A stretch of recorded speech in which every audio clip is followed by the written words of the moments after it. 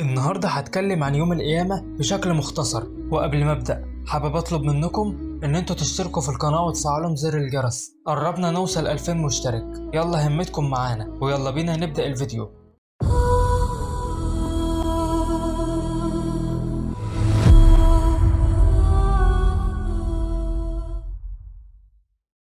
يوم القيامة هو يوم الحساب وفيه كل الخلائق هتتحاسب. هيكون يوم صعب. كنت اتكلمت عن علامات يوم القيامة، هتلاقوا الفيديو في الأسفل أو في الآي اللي هتظهر فوق. المهم، وفي أهوال هتحصل. وهيبدأ يوم القيامة من أول النفخ في الصور، بعد النفخة التانية ودي هيحيا بعدها كل الخلائق والناس هتجري على الحشر، وهتكون الأرض اتبدلت غير الأرض اللي احنا عايشين عليها، والناس هتتحشر على حسب أعمالهم، فلو كانوا مسلمين أو كفار أو من أهل الكتاب يعني الأديان التانية. والرسول صلى الله عليه وسلم ذكر عن النفخ في الصور في وصفه: إن الله تعالى لما فرغ من خلق السماوات والأرض خلق الصور وأعطاه إسرافيل، فهو واضعه على فيه شاخص ببصره إلى العرش ينتظر متى يؤمر. فقال أبو هريرة: قلت يا رسول الله وما الصور؟ قال: قرن. فقلت وكيف هو؟ قال: هو عظيم. وهيكون صوت الصور سريع جدا لدرجة لو حد بيرفع لقمة عشان ياكلها مش هيلحق ياكلها حتى. وهيكون يوم النفخ في الصور يوم جمعة. قال رسول الله صلى الله عليه وسلم: خير يوم طلعت فيه الشمس يوم الجمعة، فيه خلق آدم وفيه أهبط وفيه تيب عليه وفيه قبض وفيه تقوم الساعة، ما على الأرض من دابة إلا وهي تصبح يوم القيامة مصيخة. البعث والنشور. والبعث تعرف في اللغة إنه إرسال، والنشور فهو التفرقة والانتشار. ويكون النشور بعد ما السما تمطر فتنبت الأجساد زي الزرع، وينفخ في الصور فيقوم الناس للحساب. قال رسول الله صلى الله عليه وسلم: ثم يرسل الله مطرا كأنه الظل فينبت منه أجساد الناس، ثم ينفخ فيه أخرى فإذا هم قيام ينظرون. أرض المحشر هيحشر الناس في أرض بيضة خالصة، واتذكرت في أحاديث كتيرة عن النبي صلى الله عليه وسلم، ومنها: يحشر الناس يوم القيامة على أرض بيضاء غفراء كقرصة نقي ليس فيها علم لأحد، ويكون لكل إنسان مكان رجله بس، وما فيهاش جبال ولا زرع. والناس هتكون عراة وخايفين ويحسوا بالجوع والعطش، والناس هتيجي فيها أفواج، ففيهم اللي هيجي كالزر وهم المتكبرين، وفيهم اللي جسمه بيولع وهم المجرمين، كل واحد على حسب عمله. وهيفضل الناس فيها يوم واحد بس مدته 50,000 سنة، يعني يوم طويل جدا. والشمس هتبقى فوق راسهم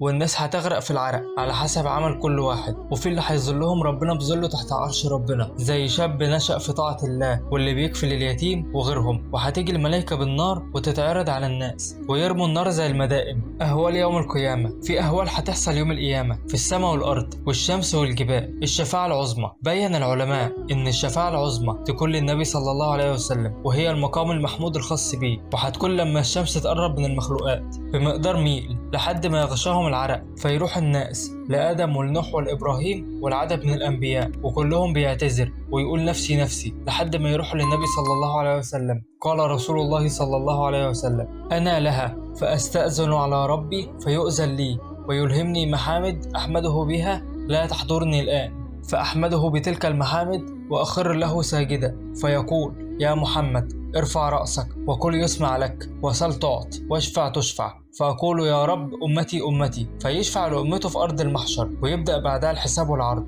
الحساب والجزاء. يحاسب ربنا سبحانه وتعالى الناس على أعمالهم، فتتكلم الأرض وتقول اللي حصل عليها، ويشهد اللسان والإيدين والرجلين والجلد باللي عمله صاحبه. قال تعالى: يوم تشهد عليهم ألسنتهم وأيديهم وأرجلهم بما كانوا يعملون. وتيجي الملائكة بالكتب اللي كتبتها في الدنيا وتعرض كل كتاب على صاحبه، ومتسجل فيه كل فعل أو حركة عملها الإنسان. في اللي هياخد الكتاب بيمينه وهم أصحاب الجنة، وفي اللي هياخد الكتاب بشماله وهم أصحاب النار.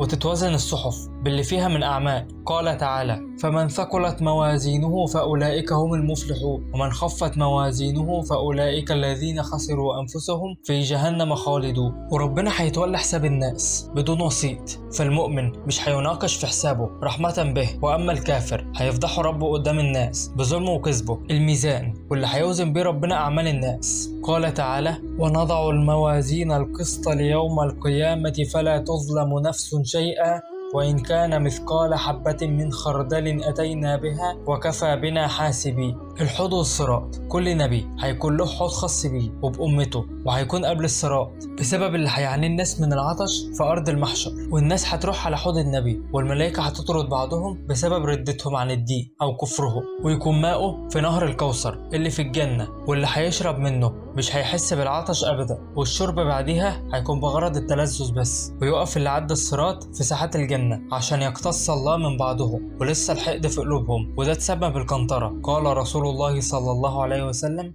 يخلص المؤمنون من النار فيحبسون على قنطرة بين الجنة والنار، فيقص لبعضهم من بعض مظالم كانت بينهم في الدنيا، حتى إذا هذبوا ونقوا أذن لهم في دخول الجنة. وأول اللي هيدخل الجنة هو النبي، وفقراء المهاجرين، وفقراء الأنصار، وفقراء الأمة. وأما الأغنياء ربنا هيأخرهم لمحاسبتهم، ويكون القصاص بين جميع الخلائق حتى الحيوانات، فيقتص المظلوم من الظالم سواء كان مسلم أو غير مسلم، ويقتص للشاه اللي من غير قرون من الشاه اللي عندها قرون. وبين ابن حجر الهيتمي إن ربنا هيقتص للحيوانات من الإنسان اللي بيجوعها وبيحملها فوق طاقتها الجنة والنار. ربنا جعل الجنة والنار حسب العمل وحسب العدد، بس خلى للجنة درجات وللنار دركات، وده حسب أعمال أهلها. وده كان وصف مختصر ليوم القيامة. لو عجبك الفيديو أتمنى تشترك في القناة وتفعل زر الجرس علشان يوصلك كل جديد. مستني دعمكم. سلام.